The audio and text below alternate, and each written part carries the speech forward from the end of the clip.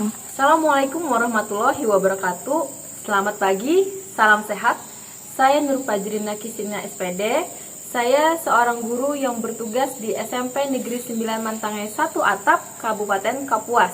Di mana sekolah tempat saya bertugas merupakan daerah khusus yang letak geografis, fasilitas, dan medan perjalanan menuju lokasi sekolah tersebut tidaklah mudah.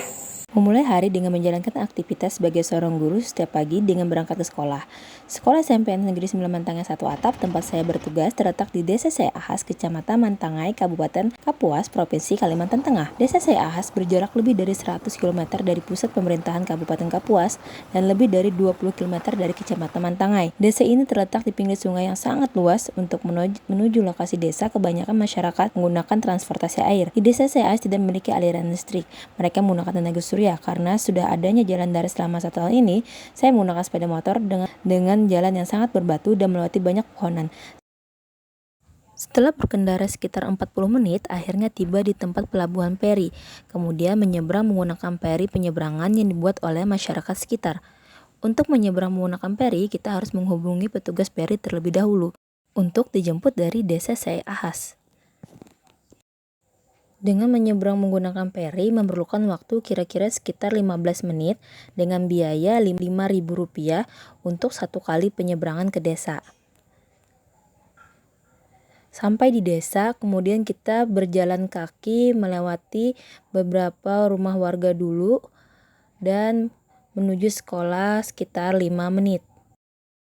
Di sekolah, kami melaksanakan proyek penguatan profil pelajar Pancasila atau biasa disebut dengan P5 dengan tema Suara Demokrasi. Kami melaksanakan pemilihan ketua kelas atau disingkat dengan Pilkatas. Kami, para guru dan kepala sekolah, mendukung sekali kegiatan ini. Adapun alasan salah satunya mengapa kami melaksanakan ini, agar para siswa bisa memahami arti cerdas berdemokrasi sedari dini dan paham akan pentingnya suara dan pendapat mereka. Kegiatan P5 ini melibatkan siswa kelas 7.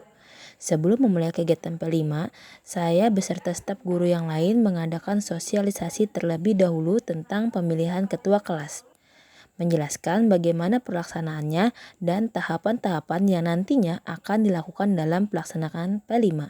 Dalam sosialisasi tersebut juga diarahkan kepada para siswa untuk benar-benar menggunakan hak suara mereka dalam pemilihan ketua dan wakil ketua kelas ini. Mereka juga diarahkan agar benar-benar menggunakan hak pilih mereka, karena satu suara sangat berarti dalam menjadi bagian kesejahteraan kelas. Mereka yang terpilih pun harus bisa memegang amanat yang diberikan teman-temannya, dan yang tidak terpilih harus legowo dalam menerima hasil akhir pemilihan nanti. Karena inti dari kegiatan ini adalah mengajarkan kita menjadi siswa yang cerdas dalam berdemokrasi sejak dini, dengan salah satunya dengan menggunakan hak suara dengan baik dan benar. Setelah melakukan sosialisasi, kemudian meminta siswa yang mau atau berkenan mengajukan diri sebagai calon kandidat ketua kelas dan wakil ketua kelas. Kemudian meminta mereka untuk memilih nomor urut secara acak. Di sini ditentukan hanya 2 kandidat saja. Tahap selanjutnya, sesudah mengambil nomor urut, para kandidat diminta maju di depan kelas sesuai dengan nomor urut yang dipilih. Kemudian diperkenalkan di depan warga kelas yang menjadi pemilih nanti. Merekalah kandidat untuk menjadi ketua kelas dan wakil ketua kelas nanti. Sesudah perkenalan para kandidat ketua kelas dan wakil ketua kelas, para siswa diminta membuat poster untuk kampanye pemilihan ketua kelas.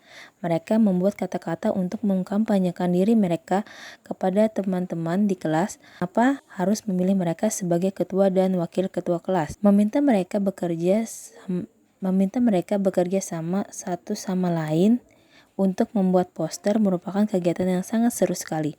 Mereka bergantian menulis di atas poster untuk kampanye nanti dengan menggunakan ball marker dan juga spidol, kertas karton, kado, dan kotak-kotak bekas yang mereka bawa di pemberitahuan sebelumnya ketika sosialisasi. Mereka membuat poster dengan alat dan fasilitas yang ada untuk pelaksanaan proyek ini dan memikirkan bersama-sama kalimat-kalimat yang digunakan untuk berkampanye. Sesudah membuat poster, mereka juga diminta untuk membuat kotak suara yang akan digunakan pada hari pemilihan dengan menggunakan kotak bekas yang telah dibawa dan kertas kado untuk menghias kotak suara dengan alat seperti gunting yang telah dipersiapkan sebelumnya. Untuk kelancaran dalam persiapan sebelum pemilihan, kami beberapa guru ikut memantau pembuatan atribut-atribut persiapan pemilihan ketua kelas. Setelah selesai, pembuatan atribut untuk kampanye para kandidat diminta untuk berorasi di depan kelas di hadapan para siswa. Kemudian, sesudah melalui beberapa tahapan, tiba saatnya untuk pemilihan ketua kelas beserta wakil ketua kelas. Sebelum pelaksanaan, siswa diminta untuk menyusun kelasnya selayaknya untuk tempat pemungutan suara. Kelas diatur sedemikian rupa seperti tempat tunggu, tempat para panitia, tempat bilik suara, dan tempat dikumpulkan kertas suara yang bersebelahan dengan celupan tinta yang akan menjadi bukti bahwa mereka sudah menggunakan hak suara mereka. Setelah itu, menunjuk beberapa orang yang menjadi panitia yang menyerahkan kertas suara dan yang akan menerima kertas suara dan juga akan mengarahkan pencelupan satu jari ke dalam botol tinta yang tersedia. Sebelum pelaksanaan harus disiapkan dulu daftar pemilih, yaitu daftar hadir berdasarkan jumlah siswa di kelas dan juga kertas pemilihan yang sudah disiapkan sebelumnya. Kertas suara yang disiapkan sesuai dengan jumlah daftar pemilih yang akan menentukan pilihannya. Setelah semua sudah selesai, para siswa diminta menyanyikan lagu Indonesia Raya dan lagu Pelajar Pancasila bersama-sama di kelas. Para siswa yang akan memilih disilahkan duduk di tempat yang telah disediakan di dekat pintu kelas. Siswa-siswa sebelumnya menyusun kursi terlebih dahulu dengan rapi. Siswa yang akan memilih dipanggil berurutan sesuai daftar hadir, kemudian menuju panitia penyerahan kertas suara. Setelah menerima kertas suara, mereka menuju bilik suara, memilih sesuai hati nurani masing-masing yang sudah mereka tentukan sebelumnya. Setelah selesai menentukan pilihan dengan mencontreng salah satu kandidat, siswa tidak lupa melipat kertas suara dan membawa ke panitia pengumpulan kertas suara dengan rapi dan memasukkan kertas yang sudah digunakan ke dalam kotak suara yang sudah disiapkan sebelumnya dan mencelupkan salah satu jari mereka ke dalam tinta yang sudah disiapkan panitia, dan begitulah mereka mengeluarkan hak suara mereka sebagai warga kelas 7 SMP Negeri 9 Mantanga 1 Atap. Setelah selesai dilakukan pemilihan, maka langkah selanjutnya yaitu perhitungan suara yang merupakan hasil dari pemilihan ketua kelas beserta wakil ketua kelas.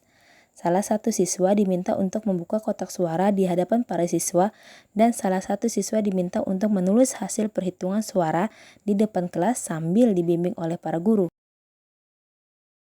Kotak suara dibuka dan diambil kertas suara satu persatu dan ditunjukkan di depan para pemilih atau para siswa kelas 7 dan para kandidat. Kertas suara dibuka satu persatu dan salah satu petugas menulis di depan kelas. Tidak ada terdapat kertas suara yang rusak. Kemudian dihitung bersama-sama jumlah hasil perhitungan suara.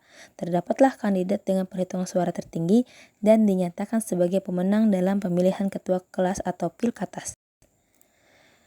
Kandidat yang terpilih siap melaksanakan tugasnya sebagai ketua kelas dan wakil ketua kelas sesuai dengan visi dan misi yang mereka miliki dan telah mereka orasikan pada masa kampanye sebelumnya. Dalam menuju kesuksesan pemilihan ketua kelas ini sebagai sekolah yang berlokasi di daerah khusus memang tidak mudah. Kita harus mempersiapkan segala matang pelaksanaan ini untuk kelancaran pelaksanaan. Ayo kita ciptakan pembelajaran berkualitas dengan kurikulum merdeka.